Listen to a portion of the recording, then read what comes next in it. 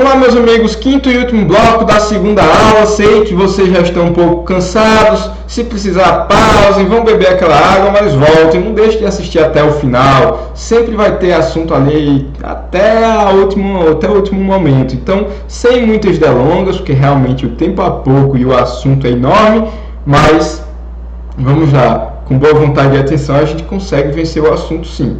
Quinto ponto do controle concentrado abstrato que eu quero chamar a atenção de vocês: acumulação de ações ou pedidos dentro da mesma ação. Professor, vamos supor, eu tenho aqui uma norma que tem 3 artigos. E aí a galera está falando de inconstitucionalidade, se cumpre, se não cumpre, cumpre, não cumpre, cumpre, não cumpre.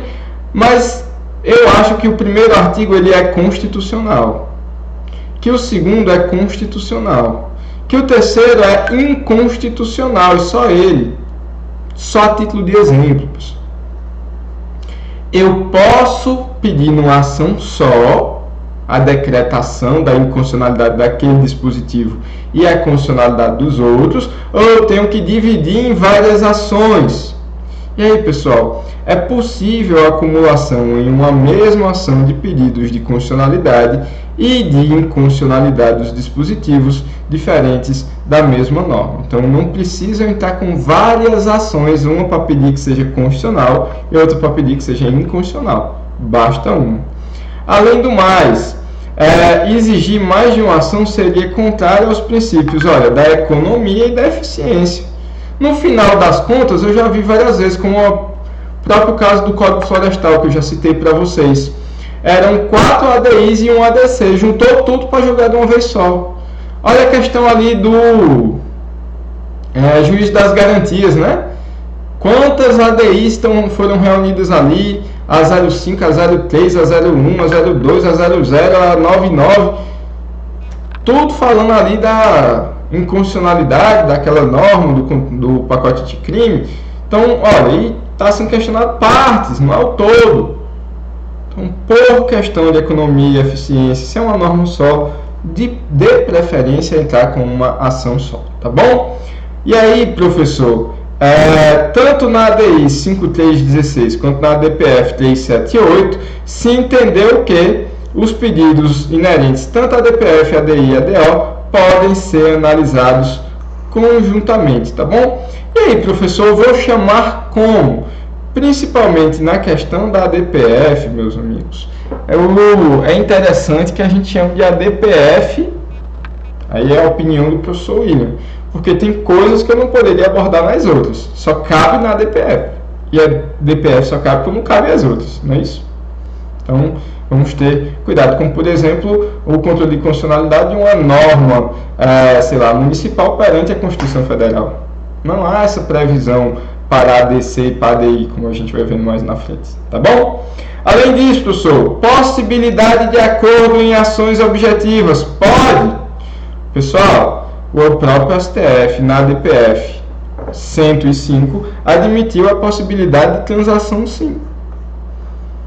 Desde que não se legitimará nenhuma tese jurídica em si e que se homologue disposições patrimoniais subjacentes àquela disposição quando houver. Ou seja, a parte patrimonial vai ser discutida em um outro processo para homologar o que foi discutido naquela transação. Tá bom? Mas, professor, não é controle abstrato? Mas lembra que eu falei que excepcionalmente a gente pode, às vezes até precisa discutir o caso concreto? Para entender por que é inconstitucional? Então, o próprio STF entendeu que em situações, desde que não se legitime nenhuma tese e que se homologue disposições patrimoniais subjacentes quando houver, então, nesse caso, existe a possibilidade, sim, de um acordo. Não há nenhuma vedação. Legitimidade ativa. Professor, o que é isso? Quem pode ingressar com as ações de controle concentrado abstrato? E aí, professor? Artigo 103 da Constituição. E aí eu tenho que chamar a atenção de vocês que é a mesma para a ADI, para a ADC e também para a DPF. A Constituição, pessoal, de 88 ampliou o rol das constituições anteriores. E aí, professor, quem pode? O professor Marcelo Novelino vai lembrar que essa expansão do rol de legitimados é uma judicialização da política, com a possibilidade, inclusive, dos partidos políticos proporem as ações. Como falei para vocês, salvo engano, foi o PSOL, o partido que ingressou com uma das ações de inconstitucionalidade contra o novo Código Florestal. Entendam, meus amigos, que se trata de um rol taxativo, então não é números exemplificativos, números clausos, tá bom? Não se pode acrescentar outros, a interpretação tem que ser restritiva. Lembrar que é um processo objetivo, então não vou ter partes, não é fulano contra cicrano. Na verdade, é o exame se aquela norma atende ao parâmetro constitucional. Não se admite ainda, pessoal, desistência. Cuidado, já aconteceu. O partido político vai lá e pede o controle da constitucionalidade de determinado fato. Aconteceu, acho que recentemente, com aquele inquérito do fim do mundo, que o pessoal apelidou, né? O inquérito Bombril, das fake news, etc. Que aí o Supremo Tribunal Federal, a pedido de Toffoli, Alexandre de Moraes, a história toda aí eu não vou contar para não incumpridar o assunto, mas aí sim, teve uma ADI contra isso, proposta por um partido político, que quando notou que aquilo estava prejudicando o partido rival, pediu para desistir da ADI. E o Supremo disse, não, vamos para frente, vamos continuar, tá bom? Além do mais, 2, a assistência. Professor, controle da constitucionalidade é uma decisão, não é da decisão do Supremo, é do motivo que o Supremo se baseou para abrir o inquérito, tá bom? É outra coisa. E acabou sendo decidido ali por 10-1 aquele inquérito é constitucional. Peço que vocês se atualizem aí, foi um caso bem emblemático. Além do mais, professor, pode ter assistência? Isso aqui, pessoal, está regrado lá no regimento do STF. Não é obrigado que vocês conheçam, mas para alguns concursos, inclusive ali para a magistratura, eu recomendo que vocês deem uma olhada na possibilidade da assistência. E 3, pessoal, é possível a intervenção de terceiros? Hoje em dia, apesar de polêmica, já tem previsão, inclusive no CPC, que vai falar do amicus curiae. O CPC, o novo CPC, aborda ali o amicus curiae, que é uma figura que já existia, inclusive aí já tiveram julgados emblemáticos, a questão ali do uso de células-tronco, foi um dos primeiros que aventou a possibilidade do amicus curiae. Apesar de se discutir se pode ou não participar, já aconteceram situações e o novo CPC tem regrado a atuação desses terceiros, tá bom? Pelo menos o amicus curiae tem sido permitido. Pessoal, quem tem legitimidade ativa então para propor essas ações? Vamos lá, peço que vocês deem uma olhada no próprio rol do artigo 103. E entre eles vão estar ali, partidos políticos, confederações sindicais, entes de classe de âmbito nacional. E aí, nesses casos aqui, pessoal, o regimento do STF entendeu que eles têm capacidade postulatória.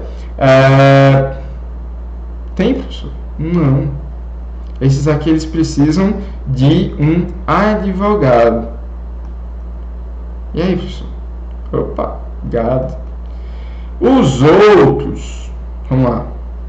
Quem são os outros, professor? Presidente da República, mesa da Câmara dos Deputados, mesa do Senado, mesa do Congresso Nacional, PGR, tem mais gente lá no rol de legitimados. Deem uma olhada, esses não precisam ingressar por meio de advogados, eles já vão ter a sua capacidade postulatória, tá bom? Além do mais, pessoal, o regimento do STF ainda diz o seguinte: temos uma classificação, temos os chamados universais, aqueles que podem ingressar com ação de controle de constitucionalidade sobre qualquer tema, norma que versa sobre qualquer assunto, podem ser controlados a partir de ações propostas por esses legitimados. E aí, professor, o presidente da República, a mesa do Senado, a mesa da Câmara dos Deputados, o PGR, o Conselho Federal da OAB, partido político olha, importante aqui, com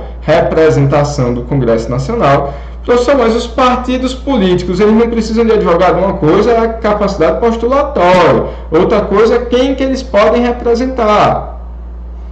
Já, pessoal, no caso de outros legitimados, os outros, eles são chamados de legitimados especiais. Esses, então, precisam demonstrar uma pertinência temática ou seja, um nexo de causalidade entre o objeto impugnado e o seu interesse. Entre eles, o governador do estado e do DF.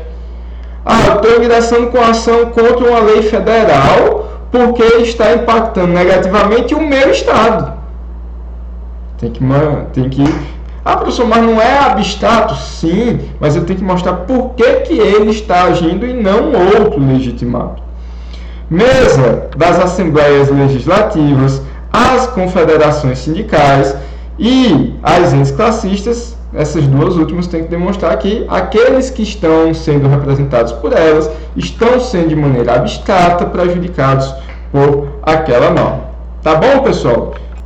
Mais um bloco que a gente excede aí os 10 minutos, ficamos ali de novo na margem do 11 e pouquinho. Agradeço demais a sua atenção, foram 5 blocos de muito assunto, que demanda muita leitura de vocês para aprofundamento. Peço que não deixem de ler nenhum dos dispositivos que foram citados durante essas 5 aulas. Agradeço a sua atenção até aqui. Se gostou, dá uma moral aí pro professor, curte, compartilha, tá bom? Essas aulas são públicas, eu estou à disposição de vocês. Até breve no nosso momento síncrono, para que a gente possa trabalhar mais o tema do controle de constitucionalidade. Até já!